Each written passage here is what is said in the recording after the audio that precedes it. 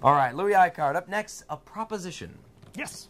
And as you imagine, since what we've talked about Louis Icart, probably aren't too suspicious about what the proposition is with regard to. You could certainly, take some guesses whether you know Icart or not. Certainly, if you do, it leans more one way than the other. But you really want to hammer home when you talk about Icart is that again, this is a guy who was incredibly popular. Right. He was, crazily contemporary in his own way, but at the same time, reached, actually had mass appeal. Oh yeah. He really was, and not just with print, but with fashion studios and design studios.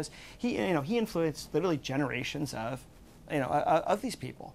And in this one, again, wonderful colors. You can see, if you go look at sketches today of dresses, you'll see his influence almost without question. Absolutely. I mean, still in many different ways. I mean, in advertisements for fashion and that sort of thing today, in political cartoons, you see many of these same lines. I mean, Louis Icart was a guy who, I love that he was popular in his day. He got his due when he was around in the 20s, and still today, extremely popular. We have a number of these available. This, arguably one of the best when it comes to color and the line and design. Well, and I particularly like at the bottom, I think we just had a close-up of it, is you actually have a physical relationship with the puppy that's on the pillow. He stares actually directly out at you, sort of, with these sort of dowdy eyes. That, you're not invited in, but neither is the dog. Yeah. And it's, it's like, there's these really wonderful little moments of humor in it, and I think those are actually what make it quite so lovely.